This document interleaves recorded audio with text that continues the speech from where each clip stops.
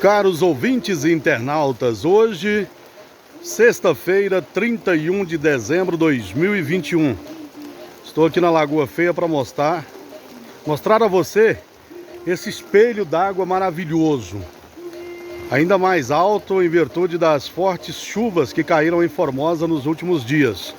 Veja bem, que espelho d'água maravilhoso. Essa é a Lagoa Feia em Formosa. Gente, que coisa mais linda, mais maravilhosa. Observa bem, ao fundo, os pássaros cantando. Na margem lá do outro lado, a mata ciliar da Lagoa Feia, ela está dentro da área do Exército, do Forte Santa Bárbara. Olha só essa imagem. Que espelho d'água maravilhoso. Olha o quanto subiu a água nesses últimos dias, aqui na margem direita da Lagoa Feia. Gente, que maravilha. Olha ao fundo lá. Ali já é o final dela, saída para o Rio Preto.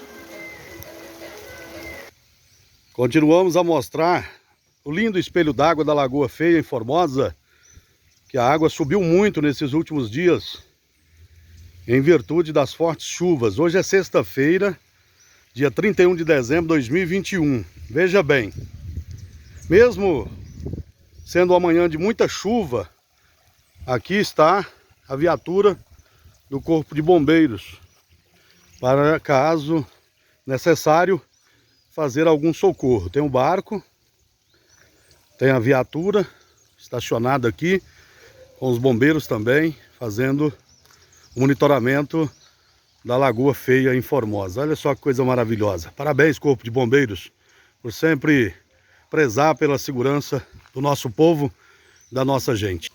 Aqui é um outro ponto da lagoa, que quem conhece bem aqui sabe o quanto a água fica longe aqui dessa margem.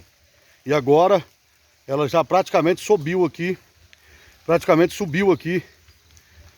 na margem direita da Lagoa Feia.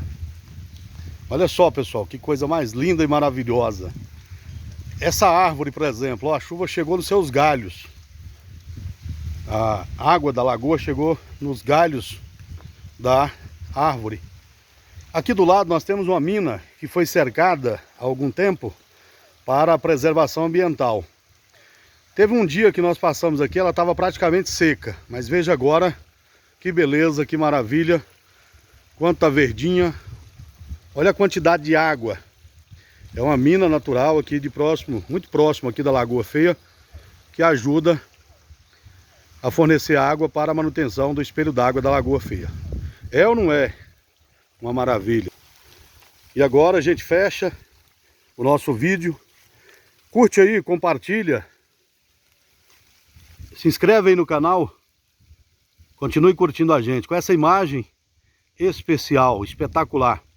Dá uma visita lá no site www.formosavip.com.br. Grande abraço, até a próxima.